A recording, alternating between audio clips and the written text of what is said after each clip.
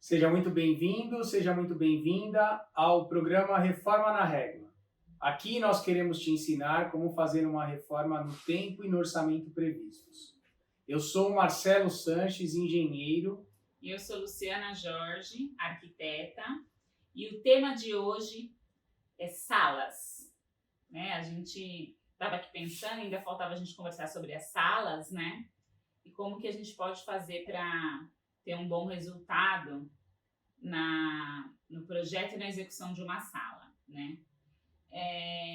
Quando a gente começa a pensar em uma sala, a gente tem que pensar qual a função que a gente quer, né? Desse ambiente. Então, essa sala, dos apartamentos principalmente, elas geralmente são conjugadas: sala de estar, sala de jantar, ou sala de TV e sala de jantar, né? Então, isso tem que ficar bem definido o que você quer para esse espaço, né? Então, você quer uma sala de TV confortável, com um sofá confortável, uma TV o máximo que der de tamanho, para você usar esse ambiente para ser o seu home theater, né? Ou você só quer essa sala com sofás menores, poltronas para receber, né? Por exemplo, você pode fazer uma salinha onde tem uma adega, uma salinha de vinhos, umas poltroninhas, até uma lareirinha de fluido. Ou você quer planejar essa sala para ser uma sala de estar, né? Não tem TV, mas é o apoio ali, quando você recebe as pessoas, é a sala que vai receber, né? Então, qual que é a prioridade? O sofá de que tamanho, né? Se você quer um sofá para assistir televisão, é uma coisa, você vai pensar de um jeito, né? Se você vai ter um sofá para receber as pessoas, tomar um vinho, outra coisa, já pode ser mais durinho, mais, né? Mais firme, assim. Então, assim, a gente tem que pensar qual é a finalidade para poder escolher o móvel, né? Hoje a gente encontra alguns sofás que são mais slim, mas são reclináveis, então, por um momento que você está recebendo as pessoas, você recua e ele fica um sofá menor. Quando você for assistir televisão, você pode puxar e usar como um sofá bem confortável e grande, né? Então, tem que ir avaliando essas coisas, né? Sala de jantar também, né? Então, essa sala de jantar, ela é para quantas pessoas?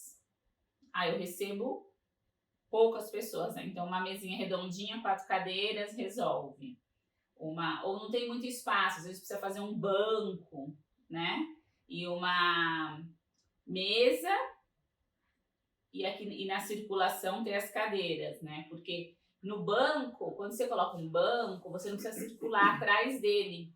Então você precisa de menos espaço, uns 45 da parede já é suficiente, 45 centímetros para começar a mesa. Então você ganha um espaço, né? Então, quantas pessoas você quer receber? Minha sala é pequena, mas eu queria receber mais pessoas para fazer um jantar, de vez em quando minha família, eu queria ter 6 lugares. Aí existe hoje a possibilidade do quê? De ter uma mesa que tem um tampo que dobra, né? E a ponta dobra, ou abre e esconde, né? Então você só vai abrir aquela mesa toda para 6 pessoas quando for esse evento, né? E no dia a dia ela fica menorzinha, né? Então a sala de jantar também tem que ser pensada em relação a isso, porque às vezes o espaço dos apartamentos não comporta colocar uma mesa de 6 lugares, um sofá de home theater grande e ainda ficar confortável para andar no ambiente, né? Então tem que pensar direitinho, né? O que vai ser a prioridade desse ambiente? O home theater ou a sala de jantar, né?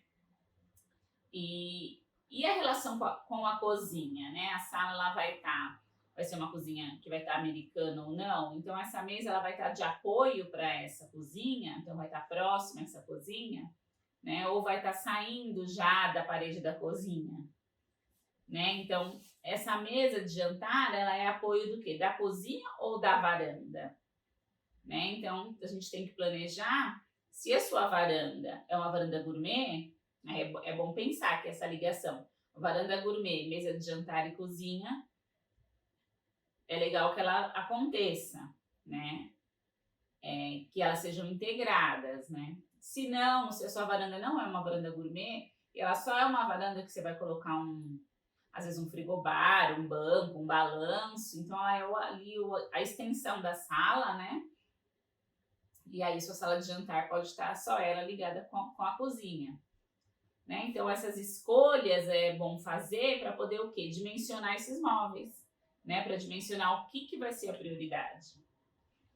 A prioridade é colocar 4 cadeiras e ter 2 poltroninhas, que se vierem mais pessoas, a gente consegue colocar na mesa e aumentar, né, o número de pessoas. Ou o sofá, né, que eu quero ele bem confortável, bem grandão, mas vai ter essa passagem entre o sofá e a TV, vai ser confortável, né, e o móvel da TV, né. E esse móvel, o que você vai colocar nele, né? Assim, se você fizer um home theater super equipado, você tem a questão do subwoofer, que você tem que se preocupar. Você tem a questão dos receivers, esses outros aparelhos, né, que faz parte, né, do home theater, caixas de som. Então, você tem que planejar isso. Então, você tem que já pensar no móvel com o espaço certinho do subwoofer. O subwoofer ele não pode ficar em cima de nenhuma madeira porque ele tripida. Então, mesmo que você fizer um móvel, você tem que deixar a parte do subwoofer no chão, para ele entrar no móvel, mas os pés dele ficar direto no chão, né, no piso. Então, tem certinho os tamanhos desses aparelhos, né? Fazer esse planejamento, né? A TV, você vai colocar com um painel? Se você colocar um painel, facilita, só que tem que ter espaço atrás para você fazer essa ligação de cabos, né? TV, aparelhos, TV, caixa de som, sem aparecer os fios.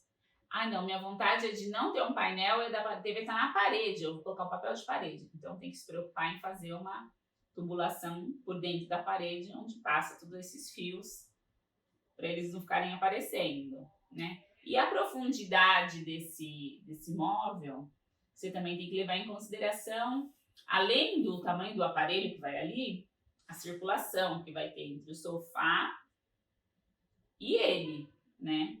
Então, não pode abusar também, tem que ser o mínimo, né? Para poder ter, mesmo que for só de vez em quando, mas se você for abrir o sofá, você vai precisar passar ali, né? Então, tem que pensar nisso, né?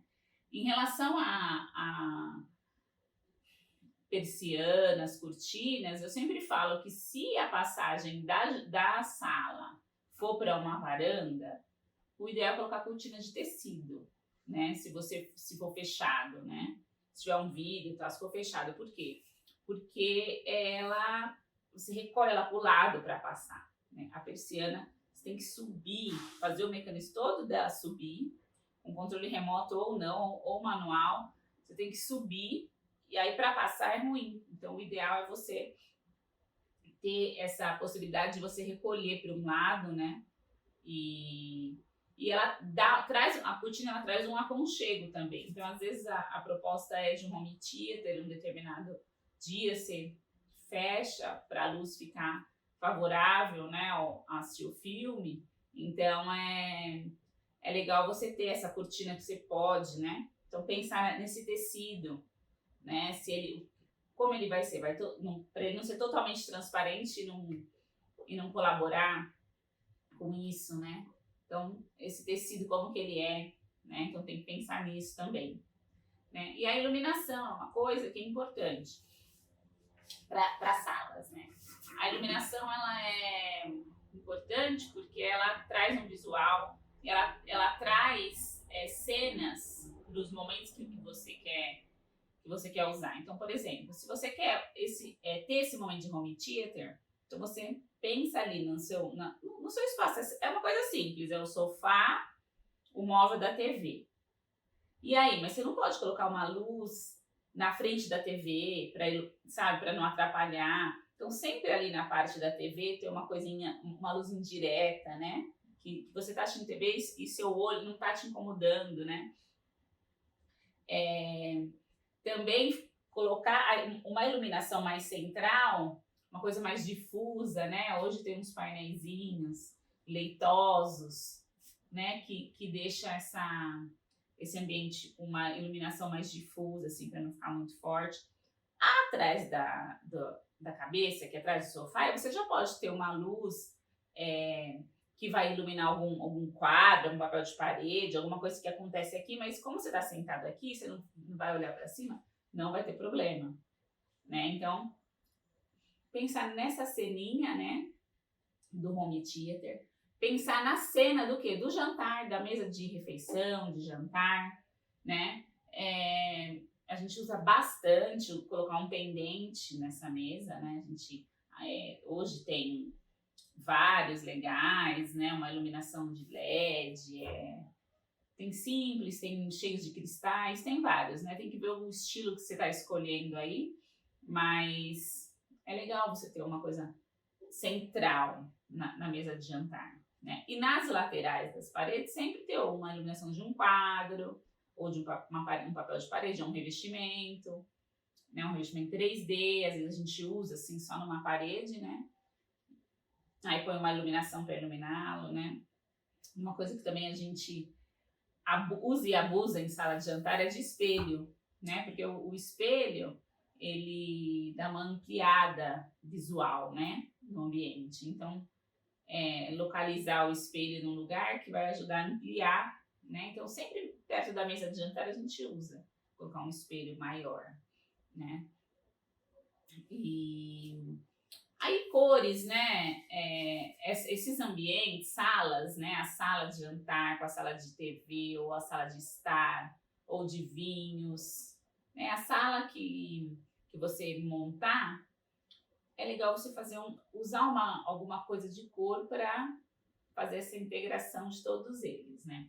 Então, às vezes você põe um papel de parede aqui na sala de jantar e lá em cima do móvel da sala do home theater, lá você coloca um enfeite, alguma coisa que está conversando com esse papel de parede, né? Às vezes os portas-retratos que você, às vezes tem uma prateleirinha, você põe a moldura dele conversando com o quadro que você escolheu para a sala de jantar, né? Ou a tinta da parede da sala de jantar, o destaque. Porque essas salas sendo todas no mesmo ambiente, é legal você fazer essa conversa de cor, né? Para poder ficar harmonioso, né? Para o ambiente ficar harmonioso. Né? Geralmente a gente já entra no apartamento e já é esse ambiente, né? O que a gente também tem feito bastante é usar de cabides na entrada, né? Às vezes tem móvel, às vezes não. Para a visita colocar uma bolsa, um casaco, né? E hoje tem uns com design legal que você pode colocar na entrada, né? E fica bonito e também fica útil, né? Deixa eu ver, o que mais que a gente pode falar? Os móveis. E aí acertar o quê? No tamanho dos móveis, né? O tamanho do sofá, não passar do que se pode no ambiente, né? E também nem ser menos do que deveria, né? Tamanho da mesa. Aí, cadeiras, né? Cadeiras é uma coisa que eu sempre falo. Cadeira, mesmo que são só 4, preste atenção para não ser uma cadeira muito robusta. Em apartamentos que não são muito grandes, você colocar a cadeira muito robusta, ou alta, ou com braço grande, vai ocupar muito, tanto visual como físico mesmo, né? Então, pensar em cadeiras mais menos, com assento mais baixo, o encosto mais baixo, aliás, o assento não que é padrão, mas o encosto mais baixo, sem muito, né? Às vezes você até consegue colocar uma mais que é cara de poltroninha na ponta, né? Mas prestar sempre atenção na escolha das cadeiras, né? Às vezes também você pode até ter 2 banquetinhas, conversa entre, né, as cadeiras e as banquetas, né? Então é importante escolher os móveis das salas pensando nisso, né? Pensando na harmonia que tem que ter. O móvel que está na sala de TV e de estar, com o móvel que está na sala de jantar, né? Com a banquetinha que está lá no balcão, ou da varanda, ou da cozinha, né? Então fazer essa combinação aí, né? Para que eles tenham a mesma língua, né? Falem a mesma língua, para ser uma coisa harmoniosa, né? E nas salas a gente sempre tira partido de um papel de parede legal, né? Ou de um revestimento legal, né? Dar uma iluminada nisso que a gente usou, né? Para ser o destaque da sala, né? O forro de gesso, ele é fundamental para você poder fazer uma iluminação elaborada, né? Se você não rebaixa o gesso, você tem que ficar restrito aos pontos que estão na laje. Hoje a gente ainda consegue trabalhar com trilhos, né? Que ficam sobrepostos à laje, com trilhos que, dependendo do estilo que você escolheu, um estilo industrial, às vezes um estilo até mais clean, mas que cabe o trilho, aí você pode até usar uma iluminação sem rebaixar. Usa os trilhos, faz um desenho para lá e para cá, né? Mas geralmente, se você quer usar os embutidos, aí tem que rebaixar o forro de gesso, né? Tem os perfis hoje fininhos, você pode fazer um L, né? Eu divido bastante ambientes pelo forro de gesso. Às vezes minha sala de TV está aqui, minha sala de estar está aqui e minha cozinha está aqui. Aí eu faço um Lzinho, só no forro assim, um perfilzinho, né? Ou marco o corredor com perfil, né? Que são coisas que dá para usar no forro de gesso, dá para embutir, né? E fica bem legal, né? Porque às vezes é tudo um ambiente só que a iluminação ela dá uma dividida e é bem legal isso, né? Ela cria cenas e divide, né? Então o planejamento das salas ele começa com o que você quer fazer na sua sala, né? Qual é o objetivo dessa sala? Quem vai usar mais? Qual vai ser o principal uso dessa sala? Vai ser no seu dia a dia? A TV, o sofá confortável? Ou vai ser só para receber pessoas que eu vou assistir TV lá no quarto, então eu não vou investir. A sala não é para isso. Minha sala, então não. Então eu posso trabalhar com um sofá mais clean, mais esbelto assim, e eu ganho em espaço, né? Se você tem um sofá menorzinho, você consegue ter poltronas, você consegue ter mais circulação. Então, número 1, como você vai usar a sua sala, né? Número 2, como você vai fazer essa harmonia entre essas salas, né? Quais móveis você vai escolher para tá tudo em harmonia, né? Número 3, as cores, papéis de parede, né? Número 4, iluminação, né? E aí também, finalizando, né? Tem a questão que eu falei do cabide, que você pode colocar uma luminária de pé, né? Que a gente fala, uma luminária que fica de piso, né? Que fica no chão, mesinhas de centro, que às vezes não dá para colocar, mas você coloca uma de canto. Também bem interessante usar aquelas mesinhas que são conjuntos, duas que você pode puxar para ser apoio, né?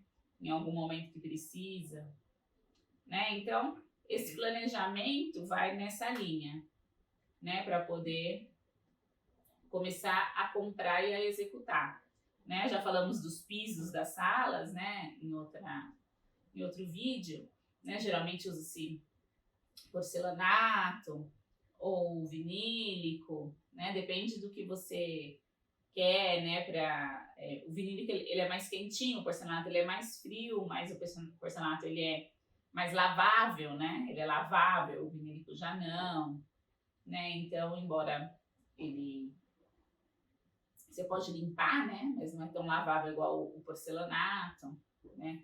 Um tapete sempre é bem-vindo ali na área da TV e tal, para ficar aconchegante, né? Então, assim, em relação a planejar salas, é mais ou menos por essa linha aí que a gente sempre pensa para conseguir o objetivo, né? Que é um bom resultado. Quando a gente fala da parte de execução, a gente tem algumas preocupações, né? Então, vou falar dessa sequência de execução da obra da sala, e aí para a gente poder complementar o que a Luciana está falando, né? Do planejamento que ela fez. A primeira coisa que a gente tem que resolver é com relação à parte de piso, de contrapiso, né? Então, se você vai fazer uma integração com a varanda, normalmente a varanda tem um piso mais baixo do que a sala. Por quê? Porque as varandas, elas têm uma contagem com a prefeitura, né, legal, de ser uma área não computável, que chama. Ou seja, ela não é atribuída à área construída do imóvel, para fins legais. Então, o que eles fazem? Eles fazem a varanda toda aberta. Por isso que as varandas dos apartamentos são abertas, né? Elas não têm aquele vidro que é colocado depois. Porque essa área é uma área que agrega na hora de vender, mas em termos de construção ela não conta, né? Legalmente para a prefeitura. Ela tem um coeficiente diferente, né? Não é que não conta, é diferente esse coeficiente. Ele é menor. E aí, por conta disso, a varanda ela é aberta, então ela tem que ter um desnível em relação à parte interna do apartamento.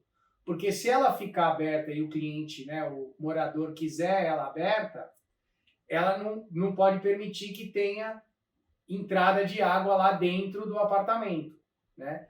Então, o que se faz? Quando você resolve integrar a varanda ou tornar um ambiente único, a minha sala vai se estender para o espaço da varanda, vai virar uma coisa só.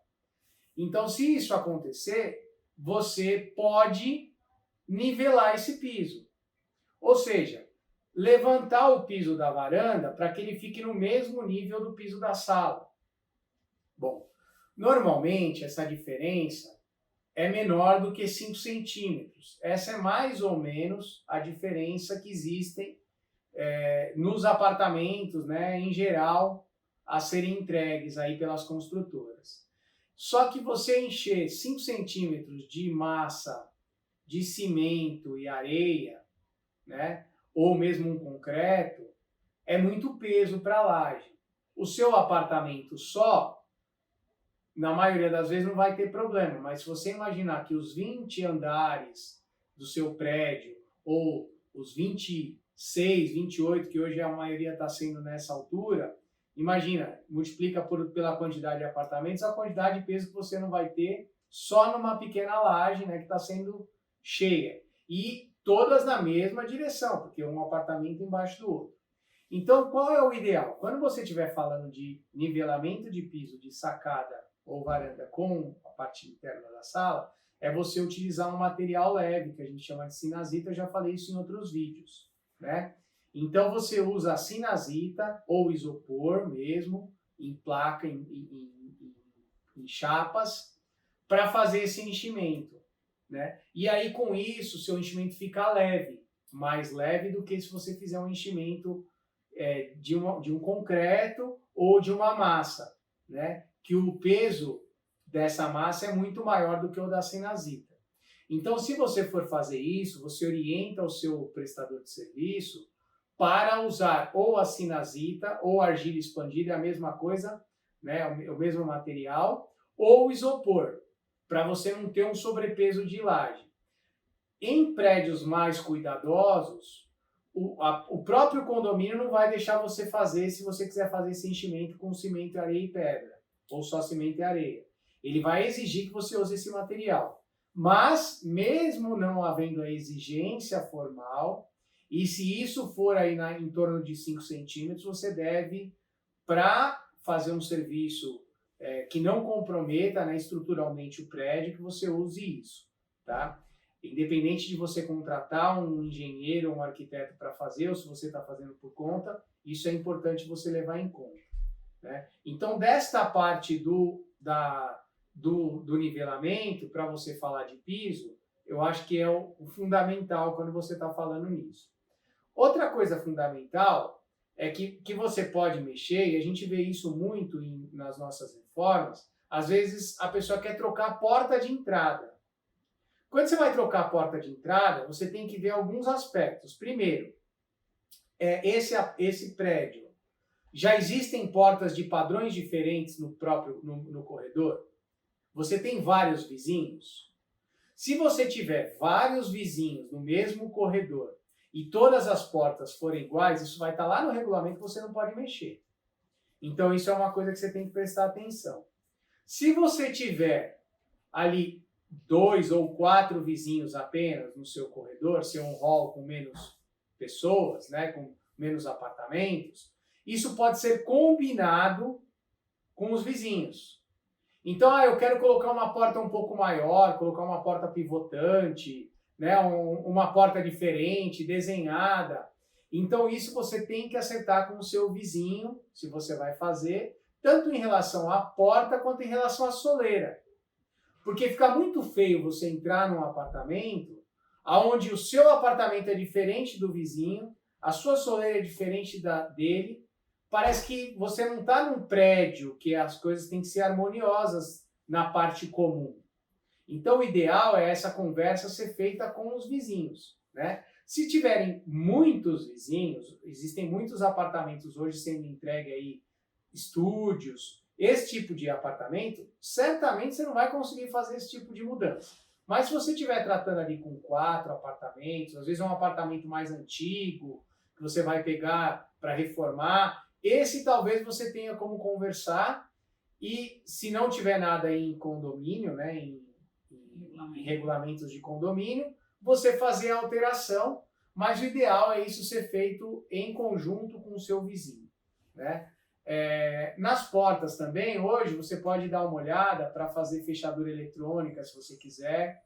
Tem a preços acessíveis hoje, ao invés de você colocar uma fechadura normal, você colocar uma fechadura com biometria, com cartão. Isso é legal de você pensar e fazer, com códigos, né? Isso é bem bacana, não tem um custo alto e te livra de um problema que é esquecer a chave, né? Às vezes você esquece a chave e não tem acesso. Se você tiver biometria ou código de acesso, facilita muito, né? É bacana de você pensar se você quer ou não assumir esse custo na hora que você estiver fazendo o planejamento da sua sala. E é bem a entrada, né? Então, esse ambiente é um ambiente legal, você vai sempre estar pensando nele como um ambiente acolhedor das pessoas que vão te fazer visita, né? A outra coisa na infraestrutura é pensar na parte da iluminação, né? Então a Luciana falou, vamos colocar uma fita de LED para dividir o ambiente, ou vamos colocar uma iluminação de quadro, ou vamos colocar um espelho iluminado, vou colocar uns quadros, enfim. Essa iluminação você tem que pensar ela na laje, né? Esse forro, já falei isso em outros vídeos também, você tem que tomar cuidado com a altura, né? O forro da sala, se você deixar ele muito baixo, ele vai ficar ruim, porque ele vai dar, como a sala normalmente é o maior ambiente do seu apartamento, se você tiver um forro muito baixo, ele vai dar a impressão de um espaço muito pequeno. Então, normalmente os apartamentos hoje vêm com forro, do piso do seu apartamento até a laje, a altura padrão normal é de 2,60, né? É o que tem sido construído. São 2,60 m. E aí, você rebaixa no máximo 12 centímetros. No máximo 12 centímetros. Para ficar com 2,48, 2,47 depois do piso acabado, né? Essa é a altura mínima. Se ficar com 2,40, fica ruim. Fica muito baixo.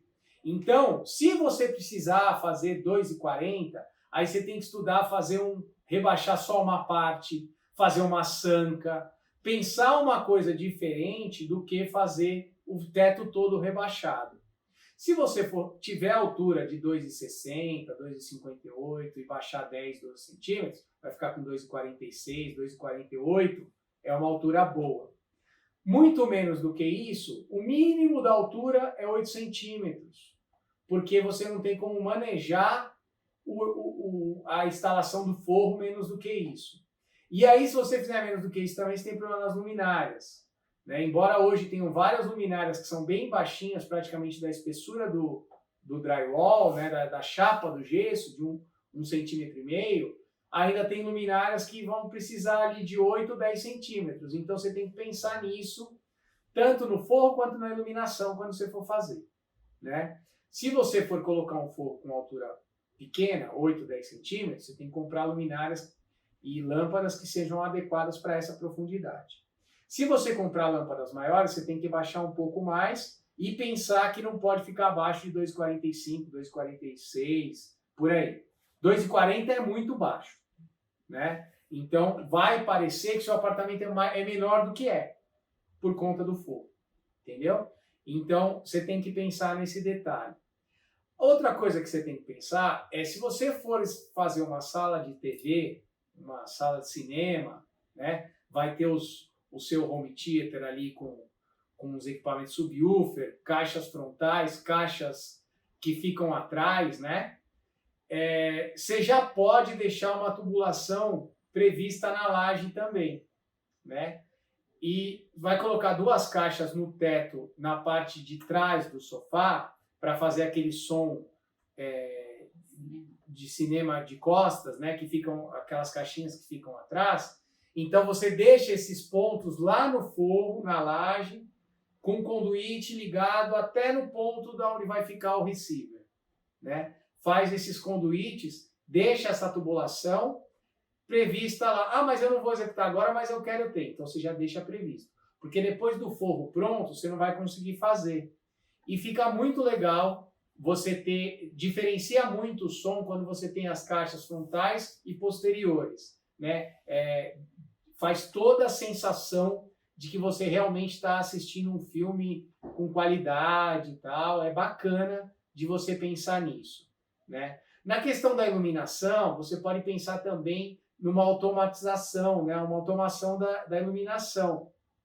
Hoje, com esses sistemas da Alexa ou do Google, você tem várias opções de iluminação com automação, né? Que não são complexas e não são caras. Então, se você quiser fazer isso, vale a pena você já pensar nos pontos onde vão ficar essa captação, onde vai estar tudo isso ligado, né? Comprar lâmpadas inteligentes que conversam por Wi-Fi com os sensores e tal, e aí você pode fazer toda uma programação de iluminação, né? E isso você já faz a previsão quando você estiver fazendo antes do forro, né? Já deixa os pontos todos prontos, eles vão ter alimentação normal e as lâmpadas é que vão fazer essa conversa. É muito legal você pensar nisso.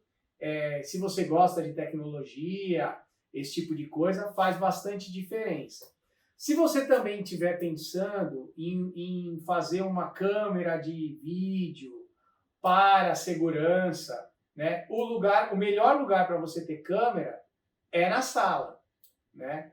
Então, eu quero ter uma câmera para ver, tenho um filho pequeno, quero verificar o que está acontecendo na minha casa quando eu não estou, ou mesmo tenho um filho adolescente, quero ver. Já deixa um ponto de energia para uma câmera no teto. Hoje tem um monte de câmera Wi-Fi, né? Você não precisa nem ter cabo de rede chegando até esse ponto, mas você deixar um ponto previsto ali para você pôr uma câmera é legal também, né? Um lugar para você pôr. E o teto é melhor do que em cima de um móvel, porque ele tem mais amplitude, né? Você vai ter mais visão se você colocar uma câmera que você consegue verificar. Então isso é legal você pensar também, deixar um pontinho para fazer isso, né? Tudo isso a gente está pensando nessa fase de estrutura para a execução da obra, né? Essa parte estrutural aí, né? Aí você vai fazer o forro, você pode fazer o detalhe de iluminação com forro, com sanca, com rasgo.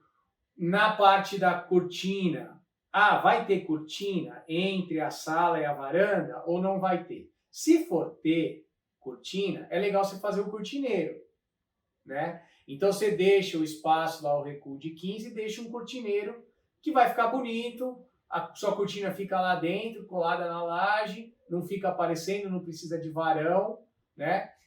Não vai ter cortina, você pode acabar o forro direto, chegando até a ligação. A questão da janela ou da porta de acesso para a varanda, vai tirar ou vai manter? Né? Se você for manter, ok. Se você for tirar, tem uma estrutura que você tem que tirar e fazer um acabamento, porque ela tem um trilho. Esse trilho, normalmente, as portas de varanda, elas são fixadas em um contramarco, que chama. É uma peça de alumínio que é feita durante a execução bruta da obra para marcar a dimensão da janela ou da porta. Então ela é colocada nesse contramarco, né, que é uma peça de alumínio que já fica lá na estrutura chumbada, e depois o instalador da porta, ele vem e parafusa a porta de alumínio exatamente na medida em que está o contramarco.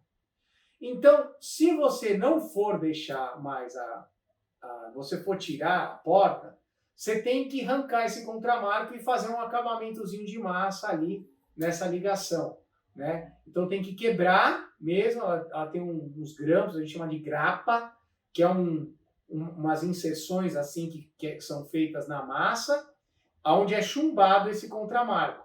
Então você arranca e fica uns 4, 5 buracos assim, que você tem que tampar e dar um acabamento de massa para fazer a pintura.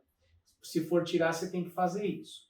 Aí você vai entrar na parte da execução dos demais serviços. A primeira coisa que você faz, depois da parte de infraestrutura, que eu falei, é o gesso. Tá? Fez o gesso, aí você vai poder trabalhar o piso. Se for um piso porcelanato, você vai assentar no piso que a construtora entregou. No contrapiso que a construtora entregou não vai ter problema, né? Se você for colocar um vinílico, vai ter que fazer uma preparação. Então, o contrapiso entregue pela construtora não é ideal para assentar o vinílico. Tá? Ele precisa de um contrapiso. Quem vai fazer isso? O próprio profissional do vinílico. Ele vem e faz uma preparação com a aplicação de uma massa própria para contrapiso. Por que eu estou falando isso com tanta ênfase para você? Porque se você for comprar o vinílico, o vendedor não vai te vender esse contrapiso.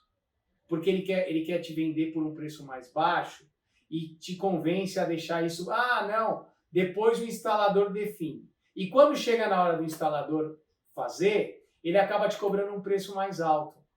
Então, porque ele acerta com você na obra ali, na última hora, fica uma conversa mal feita. Qual é o ideal?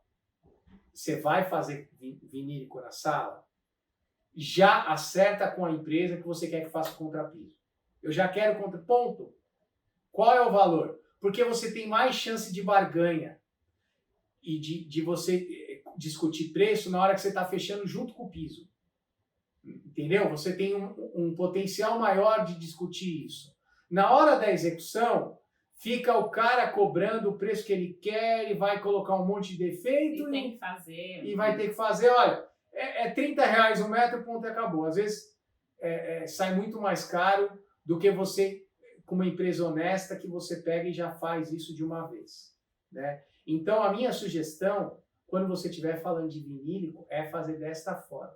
Já negocia de uma vez o contrapiso. Olha, tem que fazer, tá? E peça para fazer, ele não precisa ser grosso, não precisa ter 3 centímetros de espessura, mas ele tem que ser feito para poder nivelar, porque o vinílico, ele mostra toda a imperfeição do piso, toda a imperfeição.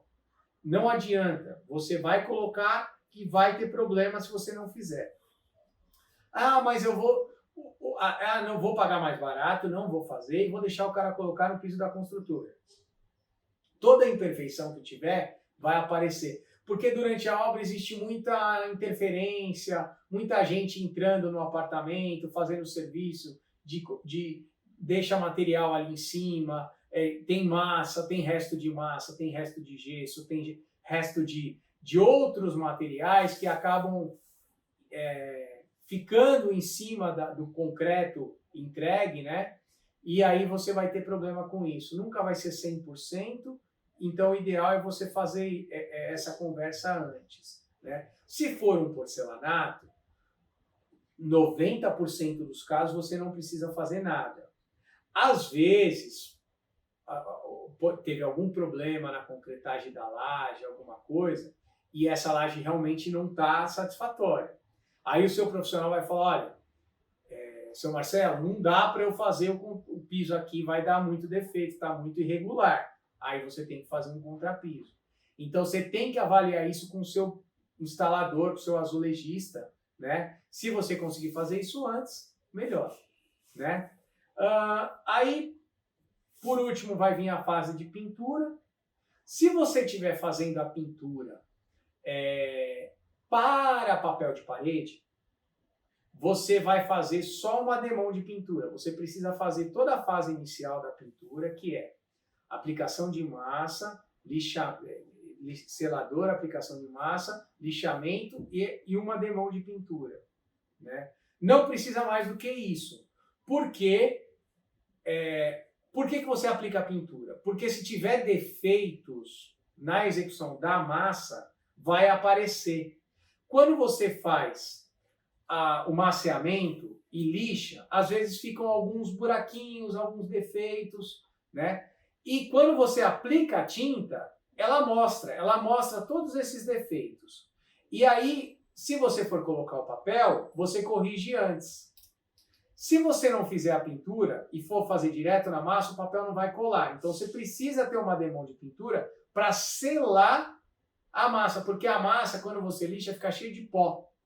Por mais que você tire o pó, tudo, ela não dá uma boa aderência no papel de parede. Então o ideal é fazer o quê? Faz a massa, faz o lixamento, faz a aplicação da primeira demão de pintura e fica pronto para o papel de parede. Se você for fazer só pintura, aí você vai aplicar a segunda mão de pintura na sequência, né? E se você for fazer, vai instalar móveis e tal, depois você faz um retoque geral de pintura só para fechar aqueles defeitos que ficam com a marcenaria, com a instalação de um rodapé, né, que podem dar uma diferença.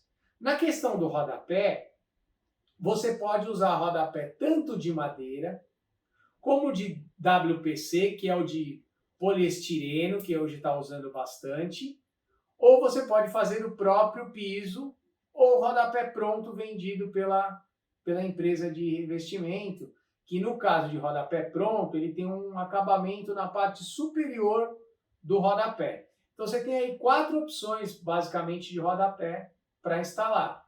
Ou também, tem muita gente hoje que usa sem rodapé. Como que é sem rodapé? Você coloca um alumínio chumbado entre o piso e a parede, faz um corte, chumba essa barrinha, essa cantoneirinha de alumínio e o piso entra lá para dentro.